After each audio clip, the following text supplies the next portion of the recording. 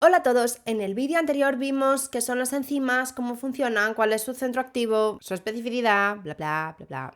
Y por qué sin ellas estaríamos químicamente muertos en cuestión de segundos. Hoy damos un paso más. En este vídeo MacProfe, o sea yo, os voy a explicar la cinética enzimática y la regulación de la actividad enzimática. Es decir, no solo cómo funcionan las enzimas, sino a qué velocidad funcionan y cómo decide la célula cuándo tiene que acelerar y cuándo tiene que frenar. Seguimos, por tanto, con las enzimas y ahora sí, vamos al lío. ¿Qué es exactamente la cinética enzimática? La cinética de las reacciones enzimáticas estudia a la velocidad a la que el sustrato se une a la enzima, se transforma en producto y se libera. En definitiva, estudia la velocidad de la catálisis. Y es que las enzimas no siempre están trabajando a tope.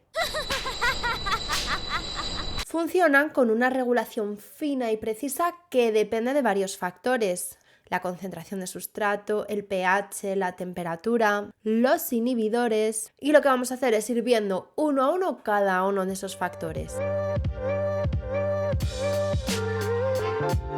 Vamos con el primer factor que afecta a la velocidad de la reacción enzimática, que es la concentración de sustrato. Imagina que mantenemos fija la cantidad de enzima y empezamos a aumentar la cantidad de sustrato.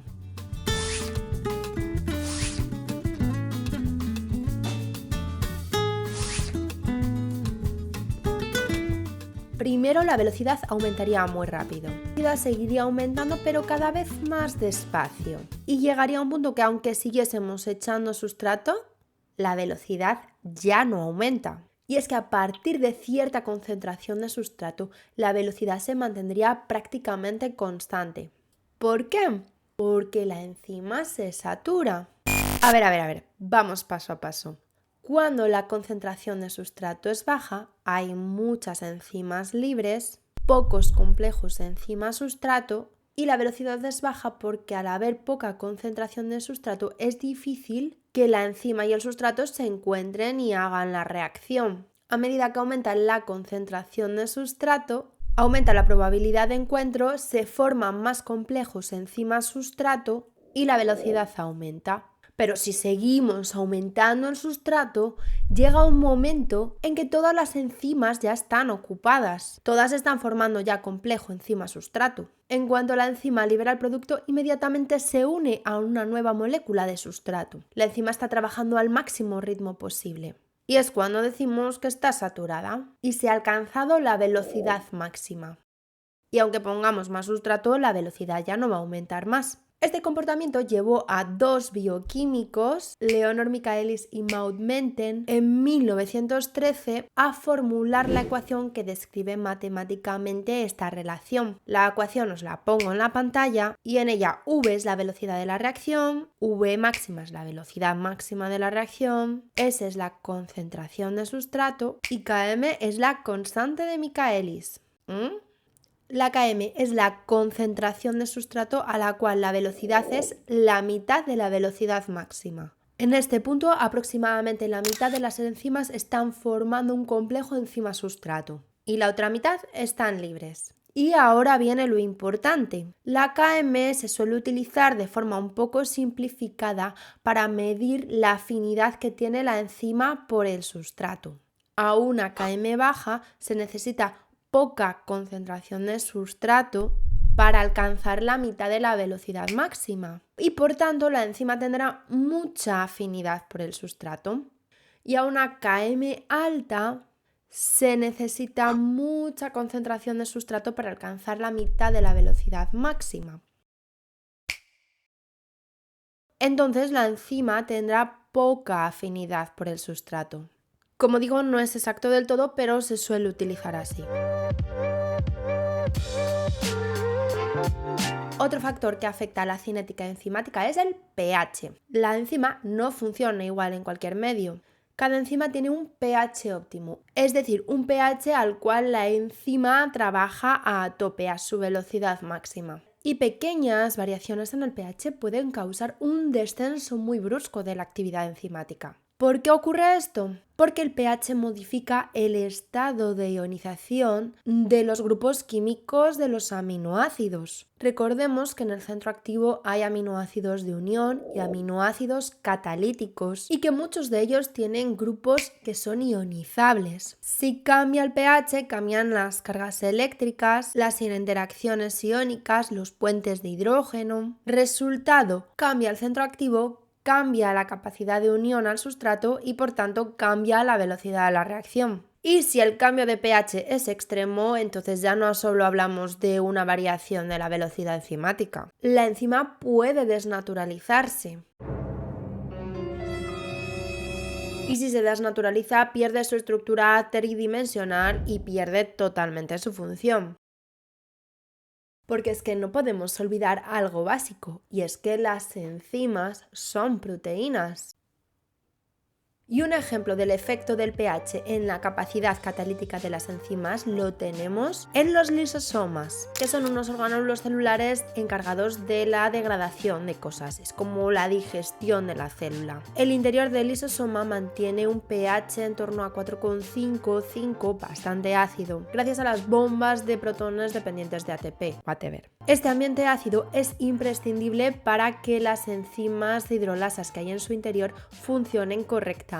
Y esto no es casual, es un mecanismo de seguridad celular. Si el lisosoma se rompiese y las enzimas se liberasen al citoplasma, donde el pH es en torno a 7,2, su actividad disminuiría drásticamente. Y es imprescindible porque si no estas enzimas se comerían literalmente a la célula. Es decir, el propio pH protege a la célula de la autodigestión. Y esta regulación por compartimentación es brillante desde el punto de vista evolutivo.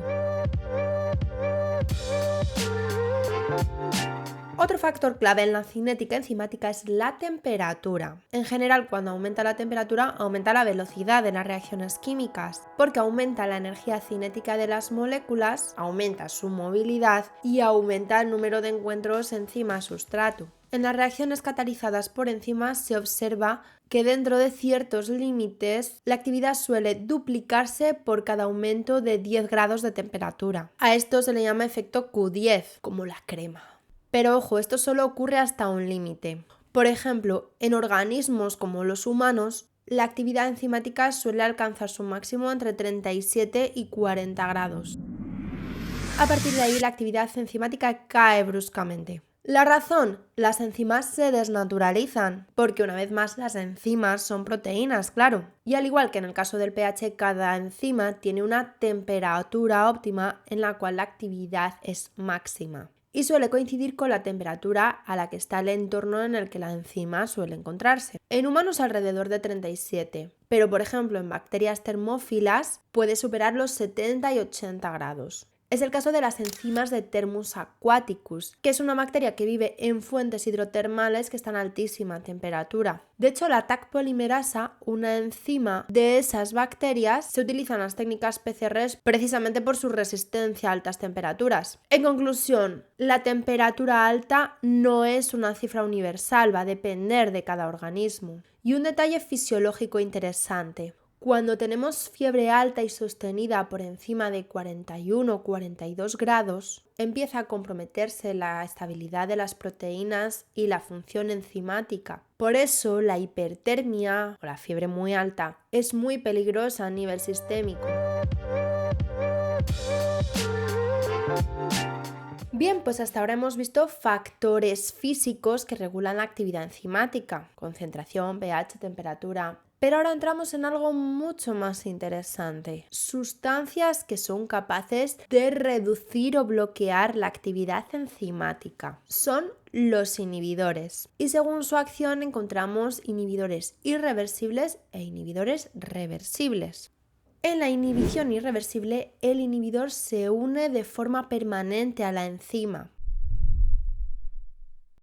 normalmente mediante enlace covalente al centro activo, aunque en algunos casos se une a otra parte de la enzima. Pero bueno, de manera que la enzima queda inutilizada y no es que funcione menos, es que deja de funcionar totalmente.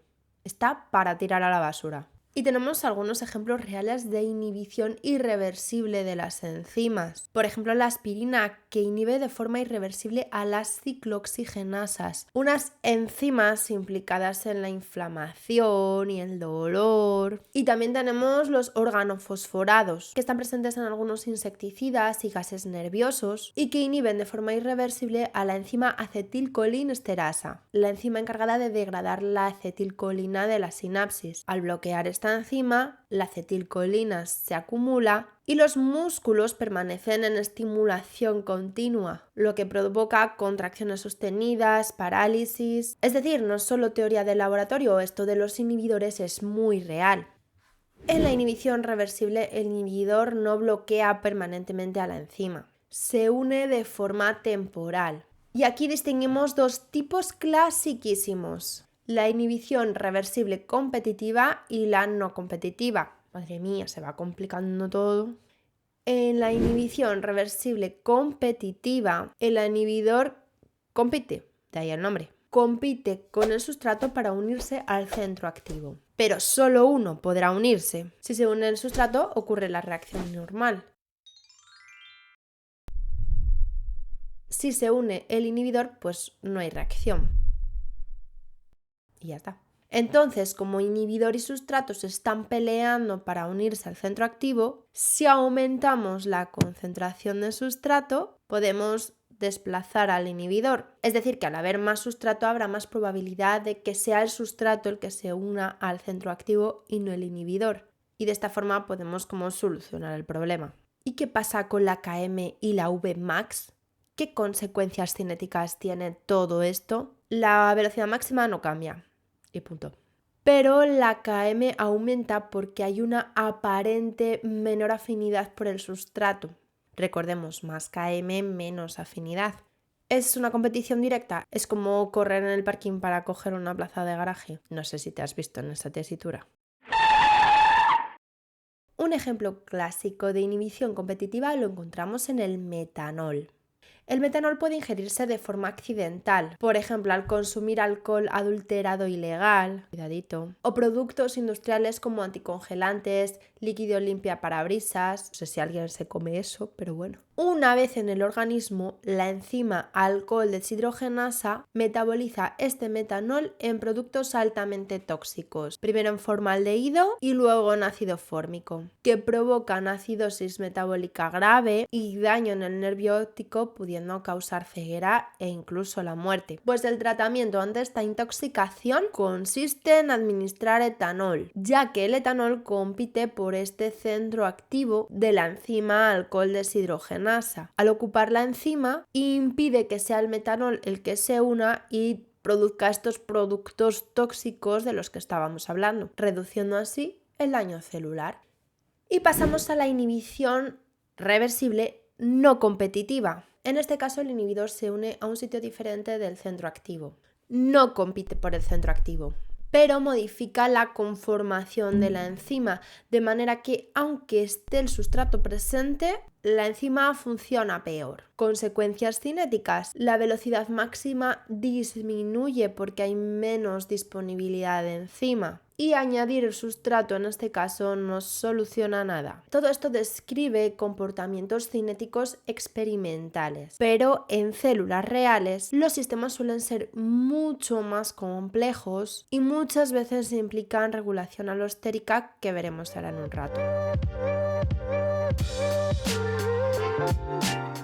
Hasta ahora hemos hablado de cinética, pero ahora vamos a entrar en algo mucho más interesante, que es la regulación de la actividad enzimática, cómo la célula decide acelerar o echar el freno.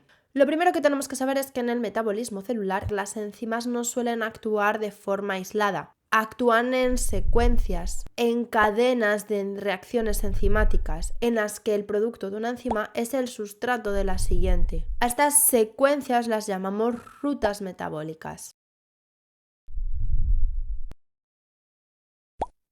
Y en cada ruta suele haber al menos una enzima clave, llamada enzima reguladora o enzima limitante, que suele ser la primera reacción irreversible o comprometida de la vía. Es la que marca el ritmo. Si esta enzima va rápido, toda la ruta va rápido.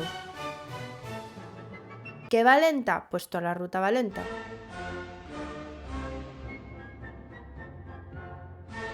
Así la célula evita producir más de lo necesario, porque fabricar moléculas cuesta energía y la biología odia desperdiciar energía. Pues bien, esta regulación puede ejercerse de varias maneras, vamos a ver dos: regulando la cantidad de enzima o regulando la actividad de esa enzima. Cuando decimos que se regula la cantidad de enzima, nos referimos a que la célula puede activar o inhibir la expresión del gen a partir del cual se genera la enzima,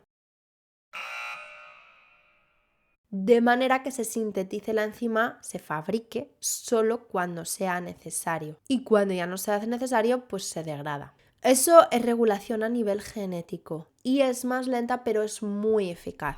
Y también hemos dicho que se puede regular la actividad de esa enzima. Aquí hablamos de regular la actividad de enzimas que ya están presentes en la célula y que pueden alternarse entre una forma activa y una forma inactiva. Es como un interruptor. Podemos encenderlas o apagarlas. Y este mecanismo es mucho más rápido. Pues bien, nos vamos a centrar en este tipo de regulación y vamos a ver cómo podemos activar y desactivar la enzima, porque hay varias formas. Uno de los mecanismos más importantes es la modificación covalente reversible. Es que vaya nombres. Y un ejemplo clásico es la fosforilación. Consiste en añadir un grupo fosfato a la enzima. Este grupo fosfato se suele añadir a residuos de serina, treonina o tirosina. Y el proceso a su vez está regulado por enzimas quinasas que añaden el grupo fosfato y enzimas fosfatasas que eliminan el grupo fosfato.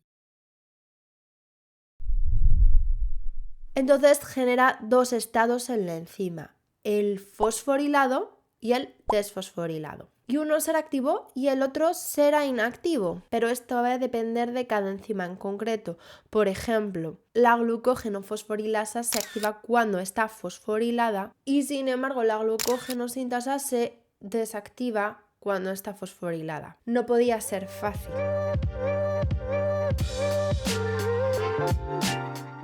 Y ahora entramos en uno de los mecanismos más elegantes de regulación celular: las enzimas alostéricas. Las enzimas alostéricas se regulan por la unión no covalente de una molécula llamada modulador o efector alostérico. Esta molécula no se une al centro activo, se une a otro lugar distinto llamado sitio alostérico o centro regulador. Y al unirse cambia la conformación, la forma de la enzima, pudiendo adoptar una conformación activa y una conformación inactiva. Y el paso de una a otra va a depender de si el modulador está unido a la enzima o no lo está.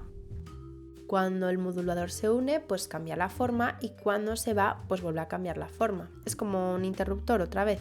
Y en función de si la enzima se activa o inactiva cuando el modulador está unido, vamos a tener dos tipos de moduladores alostéricos: moduladores negativos y positivos. Los moduladores alostéricos negativos o inhibidores son moléculas que al unirse al sitio regulador van a cambiar la conformación de la enzima y la van a volver inactiva, disminuyendo la actividad enzimática. Y muchas veces estos moduladores son el producto final de una ruta metabólica, es decir, cuando después de toda la ruta metabólica se ha formado suficiente producto, este mismo producto se une a los sitios alostéricos de las enzimas para indicarles que ya hay suficiente y que pueden disminuir su actividad. Es una retroinhibición o feedback negativo. Y un ejemplo cotidiano de modulador alostérico negativo lo encontramos en la enzima fosfofructoquinasa 1. Esta enzima es clave en la producción de energía a partir de glucosa. Es una enzima central de la glucólisis. Cuando una célula tiene suficiente energía, es ese mismo ATP el que se une al sitio alostérico y disminuye la actividad de la enzima. Traducción: si ya hay energía suficiente, la célula frena su producción de energía. Muy eficiente. Ahora vamos al caso contrario, los moduladores alostéricos positivos o activadores, que cuando se unen al sitio regulador de la enzima aumentan su actividad. Y en muchas ocasiones es el mismo sustrato el que se une al sitio alostérico y también al centro activo. Así la enzima sabe que hay mucho sustrato y que tiene que ponerse las pilas. Y un pequeño detalle, una enzima alostérica puede tener varios moduladores con sitios de unión diferentes y que produzcan efectos contrapuestos. Y esto permite que la célula integre múltiples señales al mismo tiempo. Y antes de cerrar te dejo algunos ejemplos muy cotidianos de cómo la regulación enzimática afecta directamente en nuestras vidas. ¿Sabías que la intolerancia a la lactosa tiene que ver con las enzimas? En muchas personas, al llegar la edad adulta, disminuye la expresión génica del gen que codifica la lactasa, la enzima encargada de digerir la lactosa. Es decir, el gen deja de activarse con la misma intensidad que en la infancia y se produce menos enzima. Y no es que la leche te siente mal porque sí, es que no hay suficiente lactasa para descomponer toda la lactosa y el resultado son gases, dolor abdominal y diarrea. Es un ejemplo claro de regulación enzimática a nivel de expresión génica. Y la última curiosidad. ¿Conoces el alcohol flash? Que ocurre en algunas personas especialmente de origen asiático. Es ese enrojecimiento intenso de la cara acompañado de taquicardia, sensación de calor, malestar, que aparece poco después de beber alcohol y especialmente, como decía, en personas asiáticas. Y no es que les siente mal, tiene una base bioquímica. Cuando bebemos alcohol, el etanol se transforma primero en acetaldehído gracias a la enzima alcohol deshidrogenasa. El problema es que el acetaldehído es tóxico y debe eliminarse rápidamente. Ahí entra en juego otra enzima, la aldehído deshidrogenasa, cuya función es transformar el aldehído en acetato, una molécula mucho menos dañina que el organismo puede continuar metabolizando. En algunas personas existe una variante genética que reduce la actividad de esa enzima y como consecuencia el acetaldehído se acumula y provoca ese enrojecimiento facial, esa taquicardia, ese malestar. Es una diferencia genética que actúa directamente en la actividad de las enzimas y cambia completamente la respuesta de nuestro cuerpo al alcohol. Son ejemplos distintos que siguen un mismo principio y es que la regulación enzimática cambia completamente el resultado biológico. Y ahora sí, cerramos. Y quería daros las gracias porque ya hace un tiempo hay un vídeo que ha superado ya de lejos las 10.000 visualizaciones y la verdad es que aún estoy flipando. Daros 1.000.000 de gracias por estar detrás de las pantallas y hacer que todo esto tenga sentido y nada, gracias y nos vemos muy pronto. Chao.